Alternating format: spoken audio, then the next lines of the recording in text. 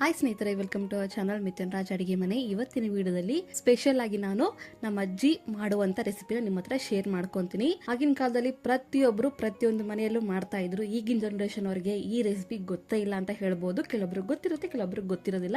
ರೊಟ್ಟಿ ಮುದ್ದೆ ಮಾಡಕ್ಕೆ ಬರಲ್ಲ ಅನ್ನೋರು ಜೋಳದಿಂದ ಈ ರೆಸಿಪಿನ ಆರಾಮಾಗಿ ಮಾಡ್ಕೋಬಹುದು. ಮೊದಲನೇದಾಗಿ 1 ಕಪ್ಪಲ್ಲಿ ನಾನು ಜೋಳ ತಗೊಂಡಿದ್ದೀನಿ. ನಿಮಗೆ ಎಷ್ಟು ಬೇಕೋ ಅಷ್ಟು ನೀವು ತಗೋಬಹುದು. 1 ಕಪ್ಪಲ್ಲಿ ನಾವು 3 ರಿಂದ 4 ಜನ ಆರಾಮಾಗಿ ಬ್ರೇಕ್ಫಾಸ್ಟು ಅಥವಾ ಸ್ನ್ಯಾಕ್ಸ್ಗೆ ತಿನ್ಬೋದು. ನೀರು ಹಾಕಿಬಿಟ್ಟು ನೀಟಾಗಿ ವಾಶ್ ಮಾಡ್ಕೊತೀನಿ. ಏನಾದರೂ ಕಸ ಕಡ್ಡಿಗಿದ್ರೆ ಎಲ್ಲವೂ ಹೋಗುತ್ತೆ.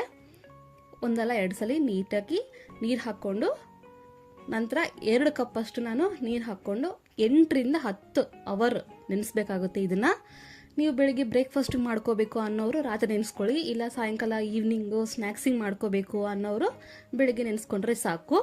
ನೆನಪಿರಲಿ, 8 ರಿಂದ 10 ಅವರ್ ಕಂಪಲ್ಸರಿ ಬೇಕೇ ಬೇಕು.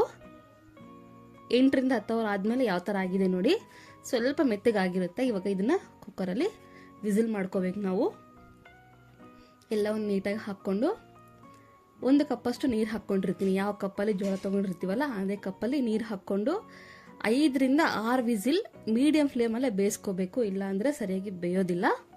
ನೆನ್ಪಿಟ್ಕೊಳ್ಳಿ, 6 ವಿಸಿಲ್ ಬರಲೇಬೇಕು ಕಂಪಲ್ಸರಿ. 6 ವಿಸಿಲ್ ಆದಮೇಲೆ ಯಾವ ಥರ ಆಗಿದೆ ನೋಡಿ.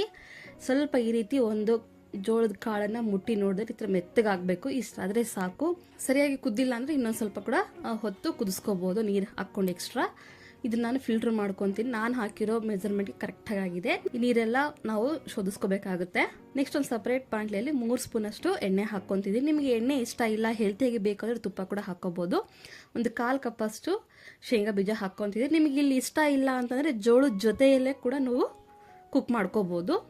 ನೆಕ್ಸ್ಟ್ ಸಾಸಿವೆ ಹಾಕ್ತಿದ್ದೀನಿ. ನೆಕ್ಸ್ಟ್ ಅರ್ಧ ಸ್ಪೂನ್ ಅಷ್ಟು ಜೀರಿಗೆ, 1 ಸ್ಪೂನ್ ಅಷ್ಟು ಉದ್ದಿನಬೇಳೆ ಹಾಕ್ತಿದ್ದೀನಿ, 1 ಸ್ಪೂನ್ ಅಷ್ಟು ಕಡಲೆಬೇಳೆ ಹಾಕ್ತಿದ್ದೀನಿ, 2 ಅಥವಾ 3 ಒಣಮೆಣಸಿನ್ಕಾಯಿ, ನೆಕ್ಸ್ಟು 3 ಸಣ್ಣ ಕಟ್ ಮಾಡ್ಕೊಂಡಿರೋವಂಥ ಹಸಿಮೆಣಸಿನ್ಕಾಯಿ ಕೂಡ ಹಾಕ್ತಿದ್ದೀನಿ. ಹಾಕ್ಕೊಂಡು ನೀಟಾಗಿ ಫ್ರೈ ಮಾಡ್ಕೊತೀನಿ. ನೆಕ್ಸ್ಟ್ 5 ರಿಂದ 6 ಸಿಪ್ಪೆ ತೆಗೆದಿರುವಂಥ ಬೆಳ್ಳುಳ್ಳಿನ ಹಾಕ್ತಿದ್ದೀನಿ. ಒಂದು ಮೀಡಿಯಂ ಈರುಳ್ಳಿನ ಹಾಕ್ತಿದ್ದೀನಿ.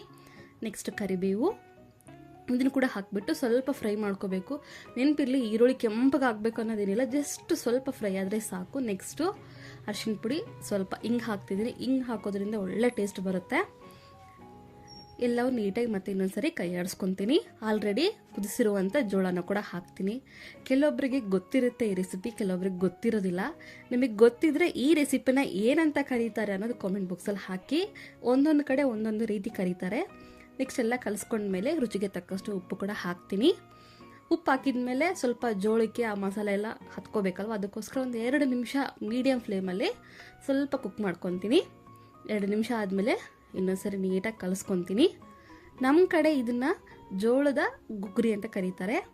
ನೆಕ್ಸ್ಟ್ ಸ್ವಲ್ಪ ಲಾಸ್ಟಲ್ಲಿ ಕೊತ್ತಂಬರಿ ಹಾಕ್ತೀನಿ. ನೆಕ್ಸ್ಟ್ ಸ್ವಲ್ಪ ನಿಂಬೆಹಣ್ಣು ಹಿಂಡ್ಕೊತೀನಿ ಮೇಲೆ.